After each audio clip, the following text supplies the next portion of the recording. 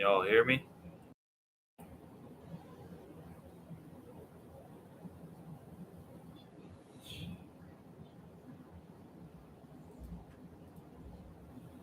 Not sure why the video isn't working. You guys don't want to see my face, anyways.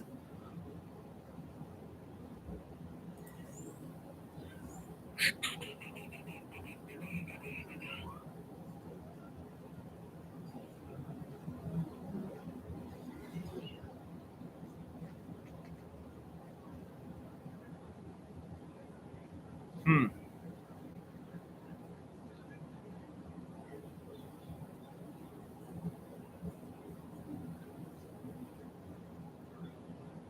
Not sure what's up with the video. I'm working on it. That's why I started a couple minutes early, right? It's a good thing you can't see my face right now. I'm up on the computer trying to figure out what's going on.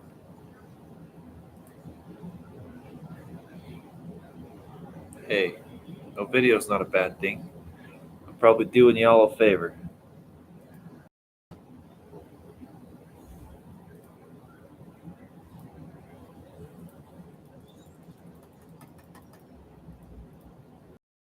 Uh,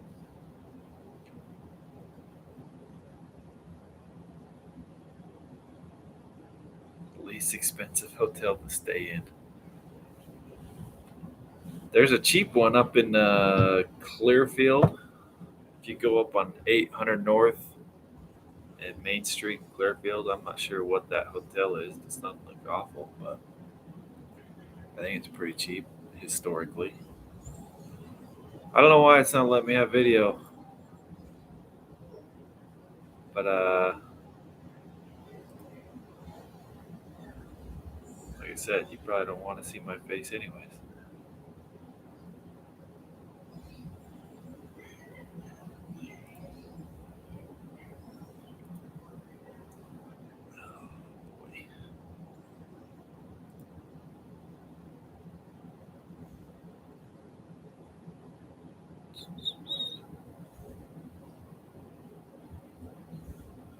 All right, how many we got here? Does it tell me? Sure, it does. 37 people. That's not bad. We'll give it a couple minutes and see if we can get some more people rolling in for a sec. If you have any questions, ask away in the chat. We're just going to roll with it without video. I'm not sure what's going on. It's because I suck at this. Yeah, I've done it the last 2 years this way. Never had a problem. I don't know what it is. Oh, well. Live listening is great too, right? That way you don't even have to focus on your phone. You can just kind of listen if you've got your phone right there. Motel 6 in Riverdale, that is pretty cheap.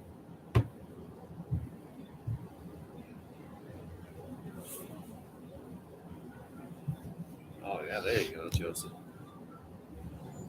Joseph, you said you're from Orangeville? I was just down there at Joe's Valley Reservoir 2 weekends ago, hanging out.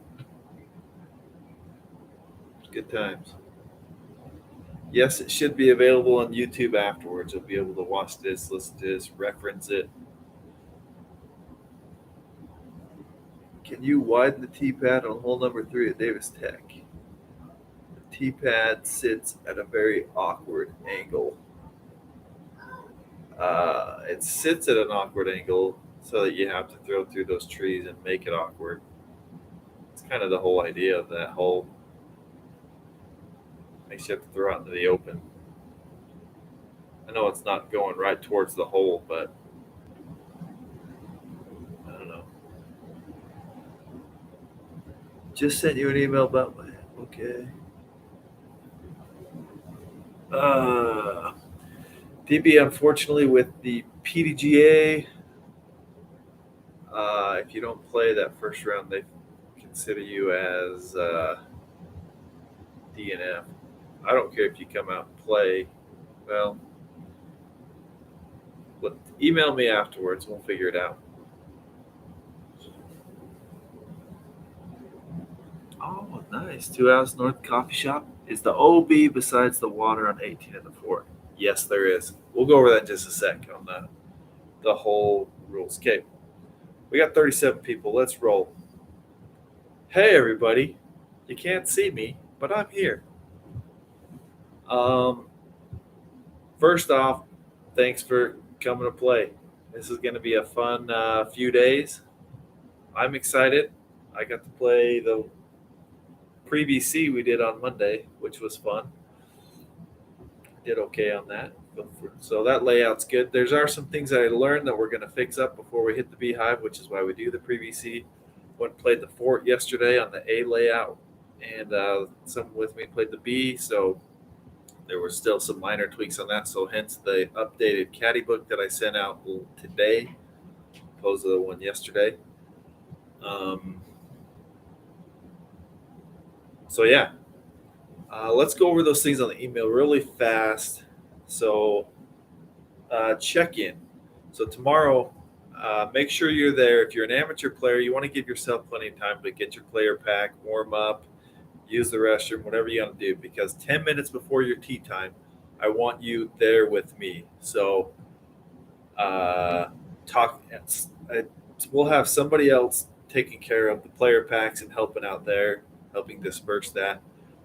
I will be the one personally sending you out. I'll try and have my canopy up with the table there, and you can come see me. But I'll be the one sending you out on hole one, giving you the rundown if there's any changes from right now. And for all those who don't listen to this right now, so be there early. Uh, at your tee time, we are teeing off. So make sure you're there. If you're late, you will be par plus four for all the holes you miss. Don't be late. Live scoring, we're going to be using live scoring. By the way, I'm not looking at the live chat this second, so I'll come back and hit that up. I'm just going over this stuff really fast. Live scoring. We will be using live scoring. PDGA.com/score. The code is Beehive. Super simple. So this is going to be your primary means of scorekeeping and the official scorecard. The backup will be a second PDGA live. So two people on the card should be doing PDGA live. If you absolutely insist that you need a paper scorecard, I have those available. They're nothing fancy. They're just a blank scorecard with 18 spots to put scores for 4 or 5 people, whoever's on your card. So I have those if you absolutely want those, but live scoring, please, please, please. Let's talk about the heat. It's hot. It's supposed to be 100 plus degrees the next few days, so make sure you come with lots of water. Okay, we're gonna set up on hole nine, just by hole nine, so you'll be able to get it by 15, 16, hole nine. There'll be a couple times we'll be able to access the water at the fort by that tee pad there. So we'll have a few things there. You can also fill up at the water spigot by hole one's tee pad or by 16's basket. It's kind of just north of it. They have water. It's all culinary. It's all good to drink there. So don't think it's secondary water from a. It's not. It's good. So you can fill up there. We'll have the things, but come with water just so you're not relying on all of our water. We'll try and keep them as full as we can be, but be prepared for yourself. Bring lots of ice in there too. If there's a river, if you need to cool down, have a towel, the cooling towel, whatever you got to do. Stay cool, please. Tee times, please, please, please check the tee times one more time. Just even if it's me, I'm checking it first thing when I wake up in the morning just to double check that it's good. Please check them again. They've changed since I sent them out the first time. Check them again. Uh, Trophies and payout. I've got trophies for if you finish in the top three of your division. Even if there's only three in your division, you'll get trophies. So the top three. Last year, if you remember what they were, we had those crystal beehives filled with raw honey, raw farm raised honey. We've got that again, and even we've got smaller little crystal jars for second and third place too. So finish in the top three. It will be sweet. That guy I work with in my office, what does he call it? It's the run for the honey. It's the run for the honey. Okay, let's talk about pace of play real quick. The fort especially can get slow pace of play. We want to avoid that at all costs. So please, please, please keep up a good pace of play.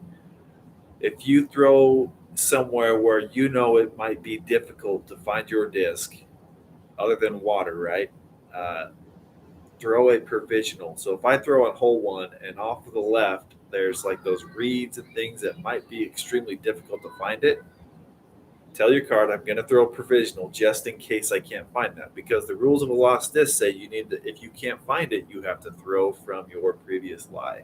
So to avoid having you walk all the way back, you'll throw a provisional then. If you find your disc, the provisional just goes back in your bag and you play from where it was. Um, but please, if you're looking for a disc, if you can't find someone on your card's disc, everybody needs to help look. That's a PDGA rule. Please look for the disc, everybody, and start the clock at 3 minutes once everybody's looking. Someone's got to pipe up and say, I got to start 3 minutes. After 3 minutes, if you can't find it, it's considered lost. Then you go back to your previous lie and play there. If you know it's in the water, you take it from where it was last reasonably in bounds. Those are the things on the email. Let's hit back to the live chat because I know there's probably stuff. Yeah, arrive only 10 minutes before your tea time check-in, Nick. No, I want you to be in front of me 10 minutes before. So if you're good, I want you to be already have your player pack, already done, filled up your water, gone to the bathroom, whatever. I'm going to be calling for names of people and the cards 10 minutes before the tea time to come talk to me and get ready to go. The player packs will be right. I'm assuming Infinite's going to go set up. It'll be pretty close to the. They'll be there vending, by the way. Infinite DIscs will be there vending discs, so you'll be able to buy there. But they're going to bring down the player packs as well. It's a slight change on the player pack. Some of you were expecting the Power Pocket. They are out of the Power Pocket, so they are bringing the Power Pocket XL instead. It's more expensive. If you want, they're getting more normal Power Pockets in stock. So if you hold on to that Power Pocket XL, you want the normal one, then you hold on to it and you can exchange it later for the normal Power Pocket. So there'll be a Power Pocket. It might just be the bigger one, is where we're at. If anyone in these three-man groups was to DNF, how do we go about finishing the round? Continue with don't continue with you just finish the round. So if you have a group of three and you can start with three. If one stops, you just finish with the two you have. I figured that 3-man group was better than a 5-man group, so we didn't make tons of 5-man groups just to keep up the pace of play. So if someone doesn't show up on a 3-man group and we only have two, then we'll readjust you into some later tea times. If they quit in the middle of it, then you just continue out the rest of the round. Then let me know afterwards. Let's talk about the fork, the layout. So hole one is from the gold. We're not going to go over every hole. Hole one's the gold for everybody. Traditionally, for worlds and for everything else, it's kind of an island hole. You got to get across the stream. That's not the case. The only thing that's out of bounds is the stream and the river. It's all in the caddy book. So pretty simple. There is OB on the right side that's marked with a string line. Random question. How do you get from 17's basket to 18's tee pad?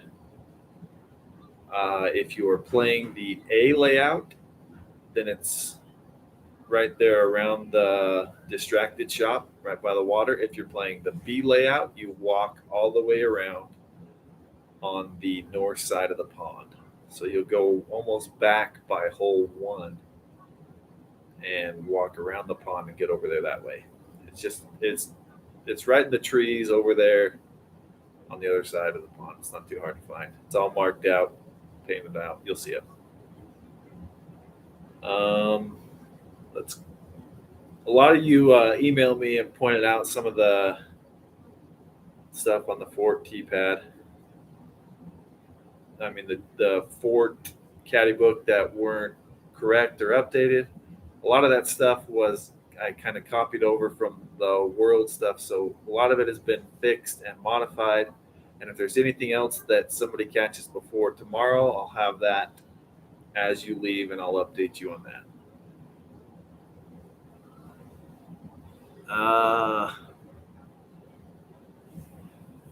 Let's see. 2, you're throwing across the river. 3, 4, 5. Hole 5 is the first hole where you really, 2, they're throwing different tee pads, but they're only like 20 feet apart.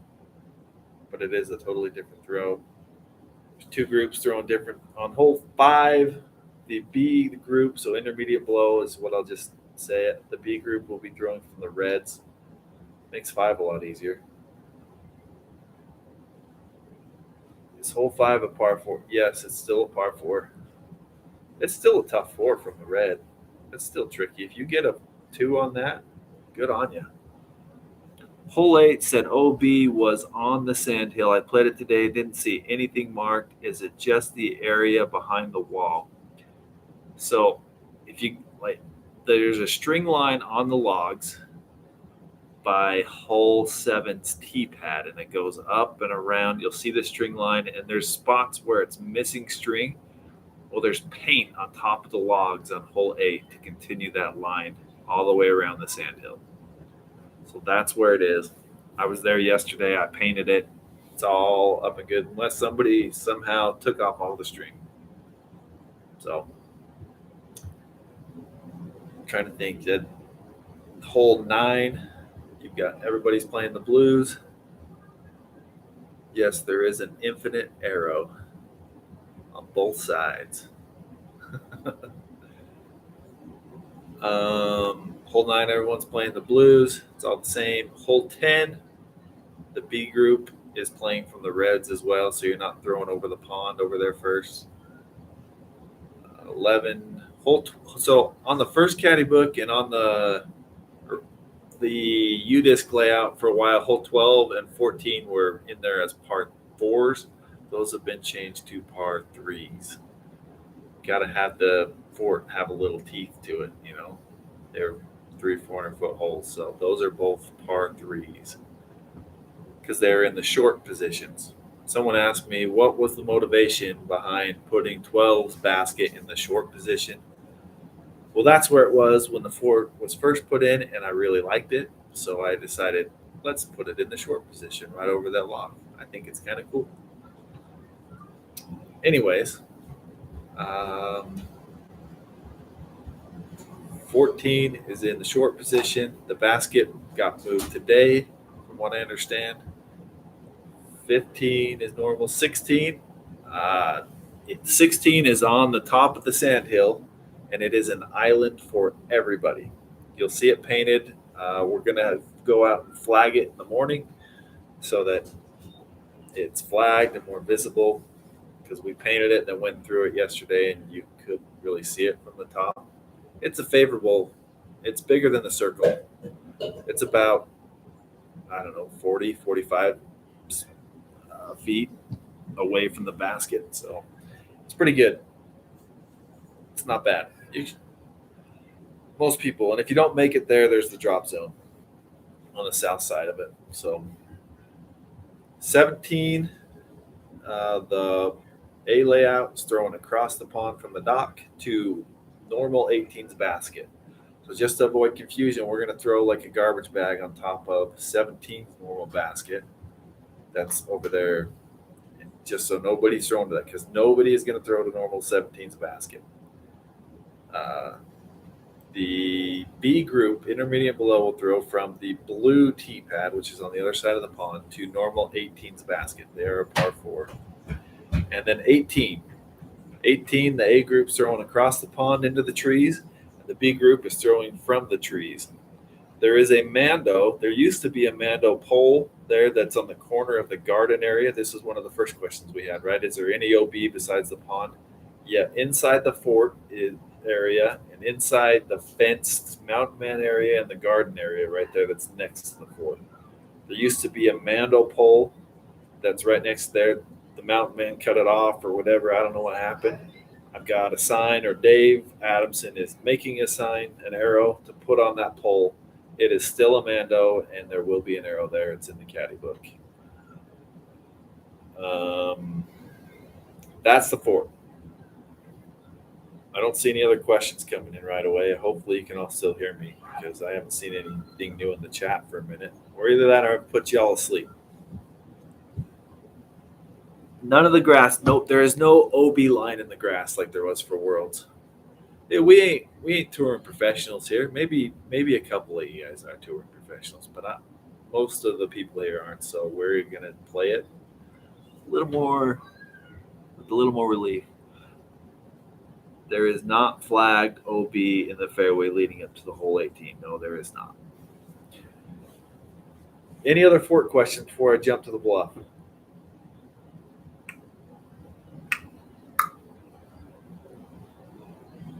I don't see any. Okay, let's talk about the bluff. So Schneider's Bluff, tee times will start at 11 a.m. Early OB on 9. That Mando line continues on all the way up, which is the Mando line. So if you cross that, you miss the Mando. Yes, I believe the missed Mando on 9 goes to red pad. I believe that's what the caddy book says. Now you're making me question it, but I think that's the case. By the way, if you haven't been to the Beehive Classic website, it's beehive-classic.com. I've uploaded the caddy book to all three of them, the PDFs you can download from that site. So actually, I'll put the link in the chat right now so that if anybody wants to go there, you can have that link. But on there, let's see, finish line 4. Hey, huge shout out to our sponsors. Infinite DIscs, title sponsor. They're always hooking us up. The boys up there at Infinite, they're stamping our discs. They're getting us hooked up with more sponsorship every year, getting us great player packs. We also have Yakun back as a core sponsor, so you'll get a Yakun disc in your player pack. You'll Finish Line, Drew Gibson's brand, Finish Line discs. You'll get a Finish Line disc in there. They are a core sponsor of the fort. So it's the Finish Line Fort layouts, Finish Line Fort, Yakun, and Wing It for the Davis Tech ones. But let me see. Hole 9. Proceed to the mark drops on the red tee pad. Yes. That's the answer to that question. And then Wing It. So you're going to get 4 discs in your player pack. A Wing It disc, Yakun.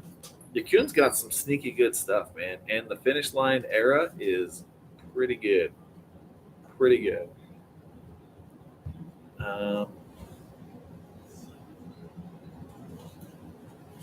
So let's talk about the bluff. Like I said, the bluff tee time start at 11. We can put those closer together, so we'll be able to get everyone in on Friday. It'll be the same order that you're teed out. I mean, you'll be redoing, but the groups will be in the same order. So novice will be first, then rec, and then open will be very last. So if you want an idea of when you're going to tee off, that's going to be it on Friday. And the layout on there. So if you haven't played it, it's very similar to last year with very few changes. I hope you've looked at the caddy book. Hole 1 is a normal hole 1. Hole 2, there's not tons and tons of OB out there, but we've added some to make it a little tricky. So hole 2 is normal, hole 2 and 3 combined.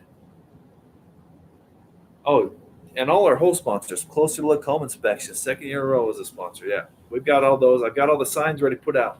I'm going to put both the signs out on both the fort and the bluff for the hole sponsor. So if anybody has hole sponsor signs, pay for that. I'm very grateful. You'll get your disc as well, your special edition Luster Dynasty, I believe is what the disc was. So they're not released. You can't buy them. The only way to get a Luster Dynasty right now is to have sponsored a hole for this tournament. Pretty sweet. So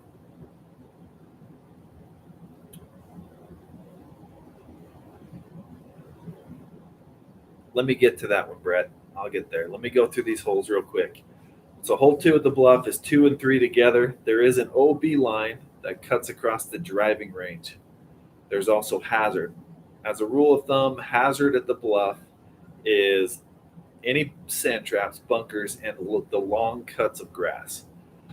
The long cuts of grass, you'll get the sponsor disc when you check in tomorrow. The long cuts of grass, if they don't, most of it has a pretty specific defined cut line. Okay.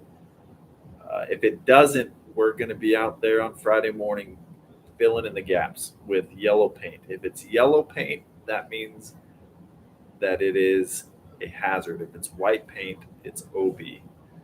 So we'll fill in any gaps so it's fairly clear of where the hazard is. Not fairly clear, it's really clear. Usually the bluff is very good about their sand traps having a nice clean edge. We were out there playing on Monday, and hole 17, for example, has a lot of extra grass. So we're going to go out on Friday morning and paint lines around any sand traps that need defined lines. So those will act as the line for the hazard. Going through most of these, you can see the caddy book. The is it hole 10? I believe it's hole 10. Hole 10, the par 4. Most people hated it last year because the wind kicked up really bad. By the way, cross their fingers that doesn't happen again. That was awful. Hole 10 is exactly the same as last year, with the exception that the OB line that's in the fairway is not an OB line, it's a hazard line. So if you throw your drive and you end up in the golf fairway, you don't land in the disc golf fairway that we've marked off that's between the hazard line and the water, then you can keep your distance, but you're just going to be taking a stroke penalty. So the yellow line is hazard, the white line is OB. What that'll do is it'll keep it so we keep up the pace of play. There was a backup on that hole pretty bad last year, because I think a lot of people got caught up in the wind, going out of bounds, trying to figure out where I went out of bounds. We don't have to worry about that, because unless you go in the water, of course, you'll have to figure that out. But if you go in the middle of the golf fairway, it's just a stroke penalty. Play it where it lies. Any golf greens at the bluff are out of bounds. The fringe is okay. It's the actual green that is out of bounds. Let's see. Will UDisc be updated to the correct bluff layout in the caddy book? No, UDisc is not accurate for the bluff. It won't have the correct layout in there. Refer to the caddy book and the T signs that are out there.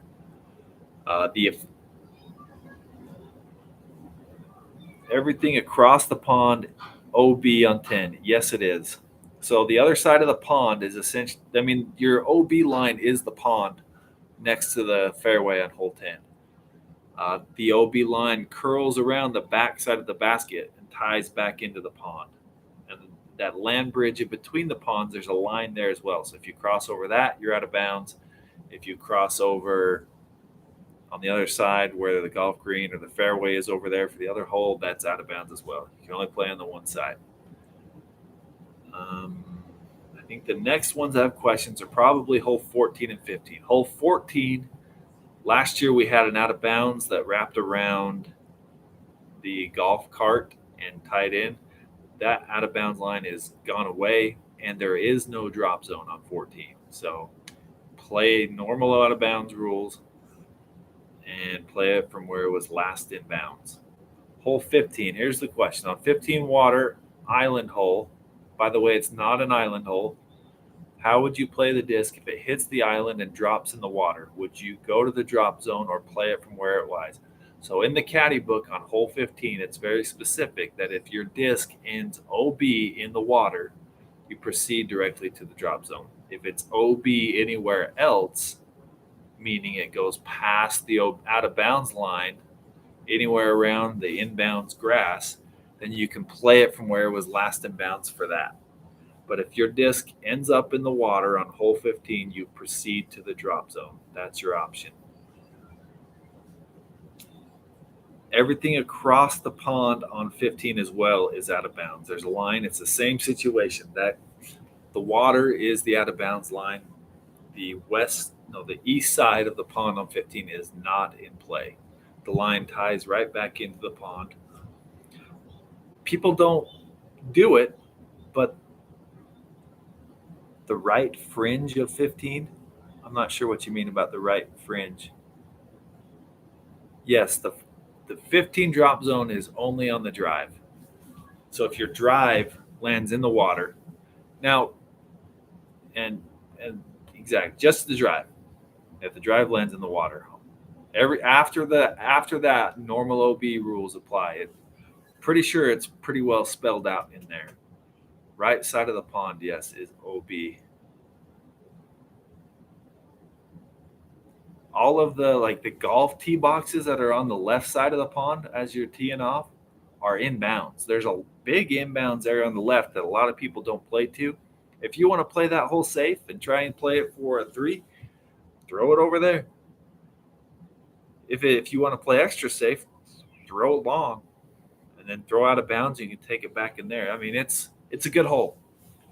Those out of bounds lines come into play on 16. So if you're teeing off on 16, it's a tight window to get out to the fairway. Once you do, if you cross into 15s over the out of bounds that separates 16 and 15, you're out of bounds. And then you've got long grass there too. 17 and 18 are pretty cut and dry, standard. There's no out of bounds lines, but you do have bunkers. And like I said, we're going to paint the bunkers that need painting because some of them do. For those of you playing Davis Tech, you will play that on Saturday morning in the morning. We're going to start tee times at 7:30 or 8 o'clock on Saturday. That'll be your final run. So that's intermediate and below playing at Davis Tech on Saturday. You'll go through. If you are in the top 3, you need to stick around and get your trophy. Okay, we'll have the trophies at Davis Tech for those divisions that finish there. If you are in a tie for first place, stick around because we will have to do a playoff. If you're gone, you're conceding the playoff, unless both of you are gone, I guess. But if you leave, you have conceded the playoff and you're taking second place. Don't leave. You got to get your trophy anyways, man. It's sweet. What else? The final round. By the way, anybody can come watch, spectate. So like all you guys that play Davis Tech in the morning, come back in the Bluff in the evening. Come watch, man. Come walk it with these pros. It's going to be a shootout at the Bluff. I'm crossing my fingers for good weather. I'm looking outside right now and it doesn't look great. But I'm hoping that doesn't happen on Saturday night because last year I was super excited for this layout at the Bluff and it never got to be played the way it was designed to be played because of the weather. And I'm excited to see a tournament finish there. Yes, some divisions aren't playing Davis.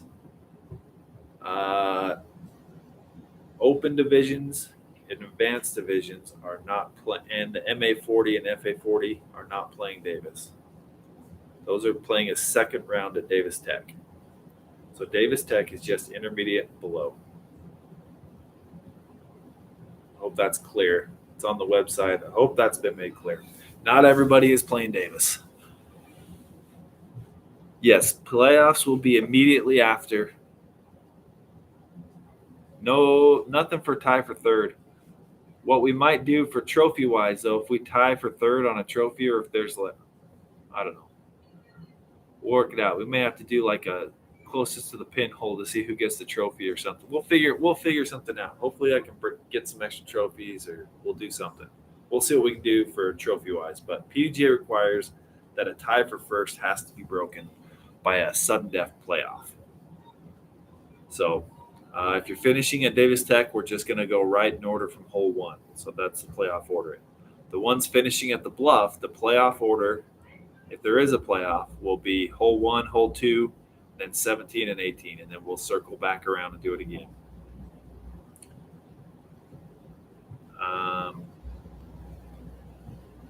Any other questions? The big caveat, as we learned last year, is the weather.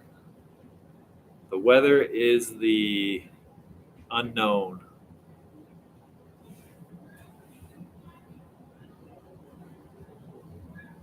Two rounds at the bluff and one at the fort. Yes, if you are advanced, MA40, FA40, women's advanced, or any open will have 2 rounds at the bluff. Everybody intermediate below will play at the Davis Tech in the morning. Like I said, come out and spectate in the afternoon. It'll be fun. But the weather. So if we get inclement weather, for anybody who remembers last year, the weather was unique. I've never seen a round had to be suspended because of wind, and that happened. I remember sitting. We drove out on the golf cart just to kind of because the wind was chucking, and all of a sudden, I saw a guy sitting by a tree, kind of having the tree block the wind, and the tree came down over the top of him and nearly killed the guy. Dude, man, it was crazy. Old dudes 50 plus play Fort Bluff, Davis Tech. So, if there is crazy weather, the number one thing will be lightning. If there's lightning anywhere close by, I will send an alert out on the PDGA app. If that happens, you mark where your disc is and get somewhere safe. If there's shelter, whatever you got to do, if you need to come back into the clubhouse or find a safe place. Once it clears up or there's not lightning, we will resume play from exactly where your last throw was. Learned how to do this last year pretty good because we didn't do it 100% correct, but we're getting it. So mark your disc wherever it was, and then we'll continue play from that point. If there's crazy wind, we'll do the same thing because if it starts knocking over trees like it did last year, we're not going to have people out there having a tree fall on them. So there's less big trees on the front nine where we're playing in the back at the bluff. And I think the fort has a lot of trees, but I don't think it gets as windy as the bluff does. So I'll send out alerts on the PDGA Live app for that. Is there a raffle? When will it be? Can I buy more raffle tickets? Do I have to be present? There is no raffle. Sorry. I probably should do a raffle because it makes the tournament a lot of money. But I don't know. I try to focus on the tournament and other stuff. That's okay, right? Distracted, maybe doing some sort of raffle where if you purchase something in the Distracted store there at the fort on tomorrow, then you'll be entered into a raffle. I kind of talked to Cody about that. So we'll see what he decides to do, and we'll figure it out with him. Let's water at the bluff. We're not going to set out water out there, so come prepared. You can get water. There's a hose spigot on the outside of the building at the bluff that is culinary.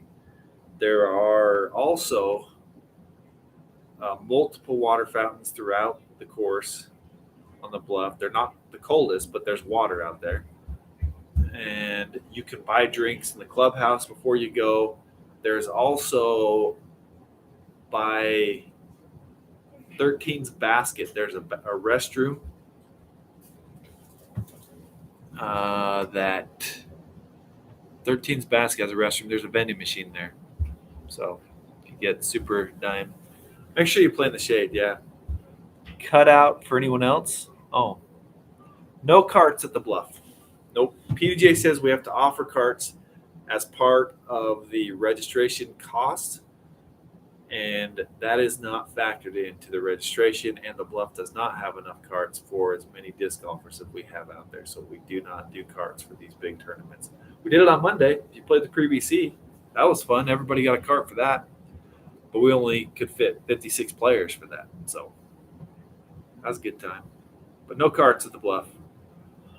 In the past, if you wanted to spectate, no, let's not do that. No carts. Since course will be full with players, is there a place to warm up practice at the fort?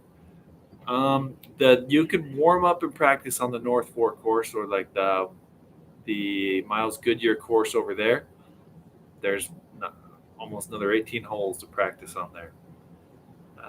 There's the practice baskets by the best, but if people are teeing off, please don't be putting at the practice basket.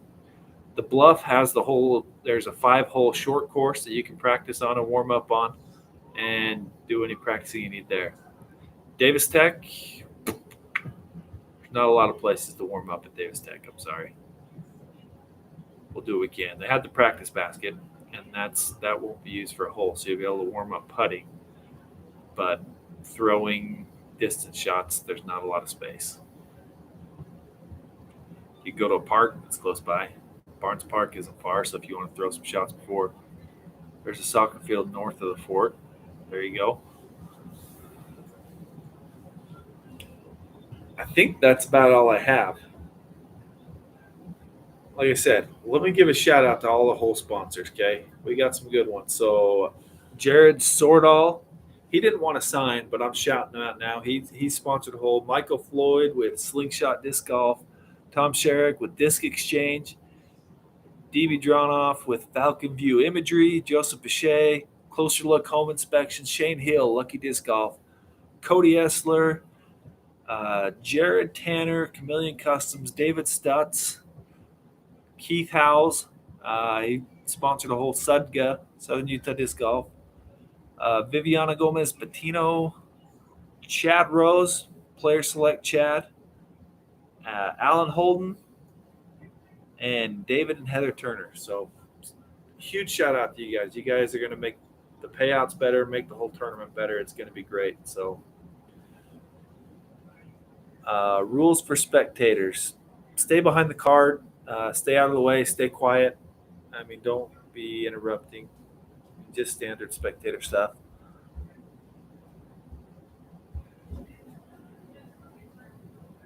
Cody Essler isn't from Distracted. You're thinking Cody Nebker. Cody Essler got his own picture he chose to put on there. It's just personal guy helping out the tournament. Anything else? That's about all I have, unless you got anything else. No need to drag this on too long.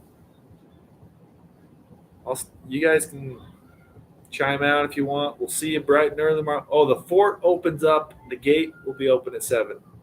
Cross our fingers that it's open at 7. So if you have an early tea time tomorrow, don't show up at 5 a.m. Won't work out for you. Thank you for a quality.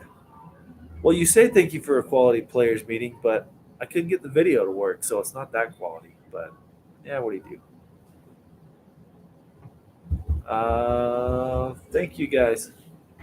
You guys make it fun. I wish I could play. That's the dumbest thing, though. I wish I could play. It's hard. It's hard to sit back and watch everybody have such a great time sometimes. I just want to play, Anybody wants to be a non-playing tournament director next year, let me know so I can play. Anyways, good luck, guys. See you tomorrow. I'll hang out here for a minute in case anybody has any other questions, but you guys can chime out. You're good. If there's any updates, you have any questions on the caddy book, email me and I'll update anything if it needs to be updated. We'll see ya.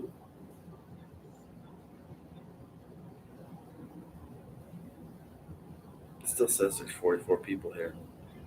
Like I said, I'm hanging out. Anybody got any good jokes? I mean, we can hang out. It's too bad I can't hear you. We could almost do like a Zoom. Maybe I should have done that. I probably have to pay to get that much Zoom. But then I couldn't come back on YouTube and watch it.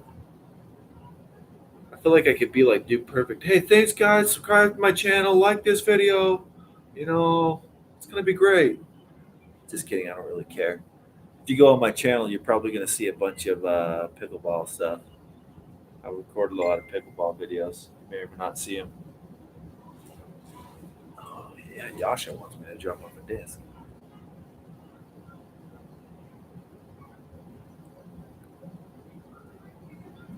Yeah. If you guys have any photographs, like you said, Joseph, post them on that Davis County Disc Golf page, and we'll share them out. I think it's fun to see all the pictures, so it'll be good. You can have Zoom streams to YouTube easily. It's built in. Dude, Greg Barber, where were you like a day ago that could tell me that, man? God, I'm just not as technically savvy as you guys. It's built into YouTube, really? Is it? Do you have to do it from Zoom or do you do it from YouTube? That's the question. So I wouldn't even know. You probably have to pay for the subscription to Zoom. But that would be my assumption. From Zoom. Gotcha.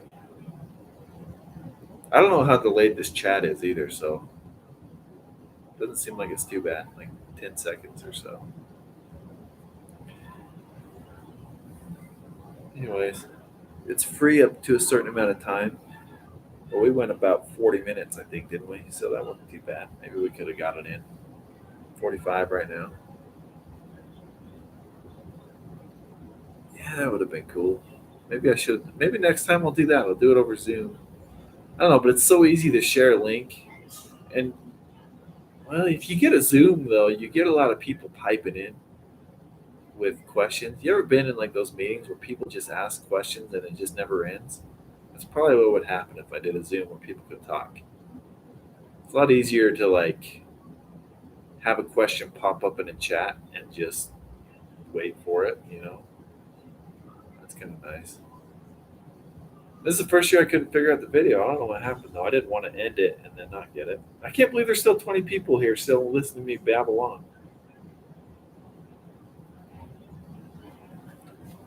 Jeez Louise. All right, I'm going to end it. Nobody has questions. See you.